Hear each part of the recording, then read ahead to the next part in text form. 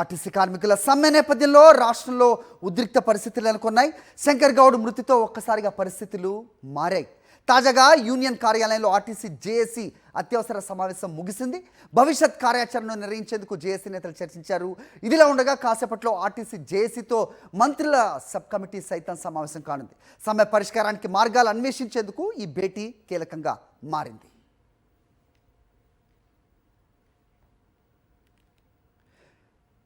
RTC కార్మికుల సమ్మె నేపథ్యంలో రాష్ట్రంలో ఉద్రిక్త పరిస్థితులు నెలకొన్నాయి.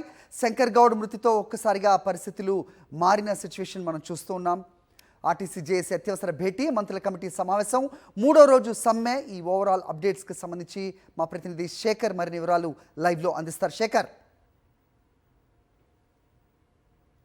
శంకర్ గౌడ్ మృతితో ఆర్టీసీ సమ్మె ఉద్రిక్తత నెలకొందని చెప్పుకోవచ్చు. ఈరోజు నర్సంపేటకు సంబంధించినటువంటి బంద్కు పిలుపునిచ్చారు. అట్లాగే అన్ని రాజకీయ పార్టీల నుంచి సంఘీభావం కూడా దొరికింది. కార్మికులు కొద్దిసేపటి క్రితం భేటీ అయ్యారు. ఆయన మృతికి సంతాపం కూడా జేఏసీ ఆధ్వర్యంలో జరిగింది. ఇక ఈరోజు ఆయన అంత్యక్రియల్లో కార్మిక జేఏసీ నాయకులంతా కూడా పాల్గొనేటువంటి అవకాశాలు ఉన్నాయి. దానికంటే ముందు ప్రభుత్వంతో చర్చలు జరిపేందుకు సెక్రటేరియట్కు కార్మిక సంఘాలంతా నాయకులు చేరుకుంటా ఉన్నారు. ఇక్కడికి మరి కాసేపట్లోనే అధికారులకు సంబంధించినటువంటి బృందంతో మొదటగా భేటీ ఉండనున్నట్లుగా మనకు సమాచారం అంతా ఉంది. ఐఏఎస్ల కమిటీ ఉంది కాబట్టి వాళ్ళతో భేటీ జరిగేటువంటి అవకాశాలు ఉన్నాయి. దాని తర్వాత మళ్ళీ మంత్రులతోటి సబ్ కమిటీ వేశారు. డిప్యూటీ సీఎం దానికి బాధ్యత వహిస్తూ ఉన్నారు.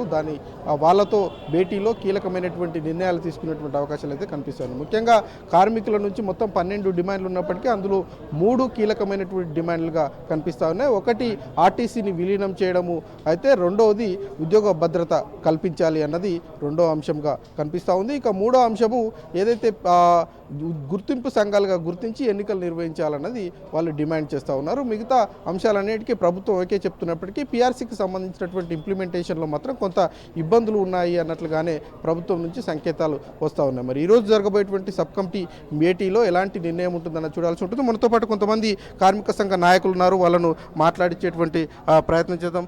చెప్పండి, మీరు ఈరోజు జరగబోయేటువంటి చర్చలో ఎలాంటి ప్రతిపాదనలు ప్రభుత్వం ముందు ఉంచబోతున్నారు? ఎందుకంటే మంత్రులతో మొదటిసారి భేటీ అవుతున్నారు.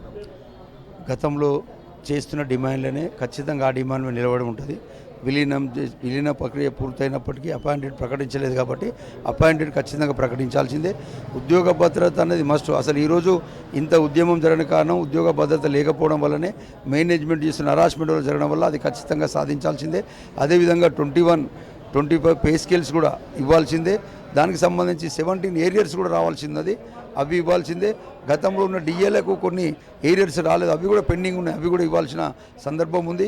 ముఖ్యంగా చట్ట వ్యతిరేకమైన బిల్లులను తీయాల్సిన సందర్భంతో పాటు ఉద్యోగ భద్రత ఖచ్చితంగా కల్పించాలనే డిమాండ్. కాబట్టి ఏదేమైనా మా సోదరుడు బాగా, ఎందుకంటే ఇబ్బందులకు పడుతూ నిన్న డిపో మేనేజర్ బెదిరియడం వల్ల మావాడు చనిపోవడం అనేది చాలా బాధాకరమైన విషయం.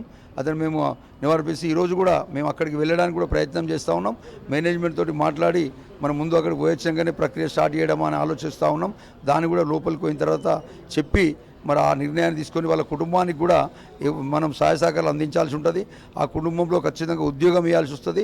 ఎందుకంటే గతంలో కూడా మేము 19 సమ్మెలో కూడా ఇదే జరిగితే వాళ్ళందరికీ కూడా ఉద్యోగాలు ఇప్పించడం జరిగింది. ఖచ్చితంగా ఆ కుటుంబానికి ఒక ఉద్యోగం ప్రకటించాల్సిన సందర్భం ఉంటుందని మేము తెలియజేస్తున్నాం. INTUC general secretary Jakkala Mallesham Goud. Sir, మీరు చెప్పండి, ఆర్థిక భారం ప్రభుత్వం మీద ఏర్పడుతుంది పే స్కేల్ అమలు చేస్తే, పీఆర్సీ అమలు చేస్తే, దానికి సంబంధించి ఎట్లాంటి ఇబ్బందులు ఉన్నాయి?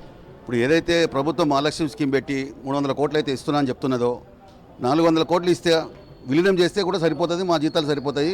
అనవసరంగా ప్రభుత్వానికి రాంగ్ మెసేజ్ యజమాన్యం ఇస్తుందా, మరి ఎవరిస్తారో తెలియదు. నిన్న ఎండీ గారు మాట్లాడుతూ 3500 కోట్లు ఉన్నదే 35,000 మంది కార్మికులము, 3500 కోట్లు కార్మికులు అడుగుతున్నారంటే పడుతుందంటే అదొక మీనింగ్లెస్గా ఉంది. ఉంటే 3500 కోట్లు ఉండొచ్చు, 35,500 కోట్లు అంటాడు ఆయన. అది కరెక్ట్ కాదు. ఏదో యజమాన్యం తప్పుడు బారి పట్టిస్తుంది. సీఎం గారు కూడా డైరెక్ట్గా ఇన్వాల్వ్ అయ్యి దీన్ని వాస్తవాలు తెలుసుకుంటే బాగుంటుంది. విలీనం అనేది మేము చేసే డిమాండ్ కాదు, మీరు మేనిఫెస్టోలో పెట్టిన డిమాండ్. ఆల్రెడీ పోయిన గవర్నమెంట్ అన్ని రకాలుగా ఇబ్బందులు పడి చివరికి విలీనం ఫైనల్ చేసి గెజిట్ నోటిఫికేషన్ ఇచ్చిన తర్వాత అపాయింట్మెంట్ డేట్ ఒకటే బాకీ ఉంది. అపాయింట్మెంట్ డేట్ ప్రకటించడానికి కమిటీలు ఏం అక్కర్లేదు. జూన్ 2కి అపాయింట్మెంట్ డేట్ ప్రకటిస్తున్నా అంటే కూడా ఇవాళ సమయం ఆటోమేటిక్గా నిర్వహించుకోవడానికి కార్మికులు సిద్ధంగా ఉంటారు. అది ఆ దిశగా ఆలోచించాల్సి విజ్ఞప్తి చేస్తూ ఉన్నాం. అట్లాగే నేను ఏదైతే శంకర్ గౌడ్ చనిపోవడం అనేది దురదృష్టకరం. ఆయన అనవసరంగా చనిపోవడం అనేది మంచిది కాదు. ఆయన కుటుంబం కూడా వెనకాల ఉంటుంది.